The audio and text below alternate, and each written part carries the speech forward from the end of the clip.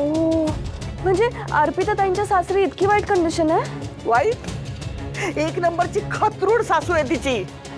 अति शिकलेली आहे ना, स्वतःला शाणी समजते. माझ्या अप्पीला तर मूर्खच समजते. नाही नाही, असं कसं? अर्पिता ताई तर खूप प्रिटी आहेत. पण तिच्या सासरच्या ना बिलकुल कदर नाहीये तिची, म्हणून मला अप्पी त्या घरात राहिलेली नकोय.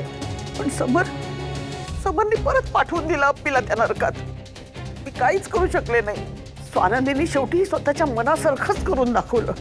नंदुताई? हा, म्हणजे ती जरा आहे तशी इरिटेटिंग. पण तुम्ही ऐकलं नाहीत का? नंदुताईंनी नाही पाठवलं, समर जिजूंनी पाठवलं ना अर्पिता ताईंना त्यांच्याकडे. किती भाबडी आहेस ग तू. तुला काय वाटतं सुश, हे सगळं एका रात्रीत एका दिवसात झालंय? अगं नंदुताई आहे ना तुझी, ती समरचे सारखे कान भरत असते अप्पीच्या विरोधात. पण या सगळ्या मागचं डोकं कोणाचं आहे? तुझ्या नंदुताईचं. नंदुताईचं? तिने त्याचं कान भरून भरून भरून भरून इतके दिवस तिला घराबाहेर काढलंय. आज तुला सांगते स्वानंदी, ज्या दिवशी लग्न करून ह्या घरात आली ना, त्या दिवसापासून मला सतत भीती वाटायची या क्षणाची. ती कधीच अप्पीशी चांगली वागली नाही.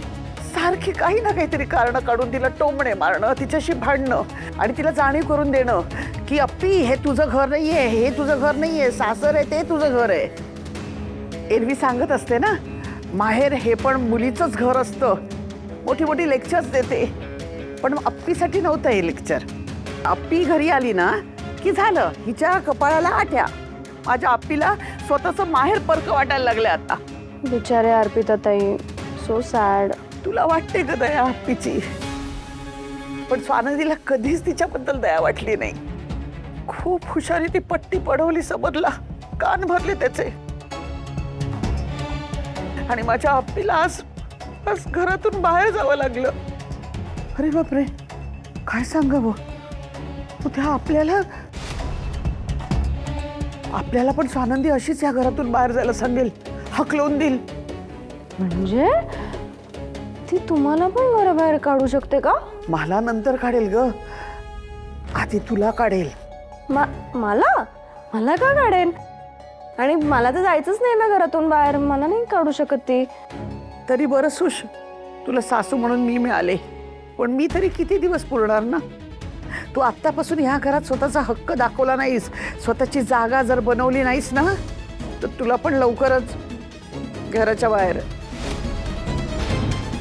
स्वानंदी टपूनच बसलीये तुला घराबाहेर काढायला.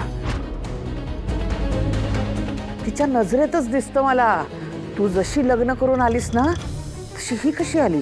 हिला तर घराबाहेर काढायला हवं असं दिसतंय तिच्या नजरेत मला. गॉड, आता काय करायचं मोमेन लॉ? एक आयडिया आहे, मी सांगेन तसं कर.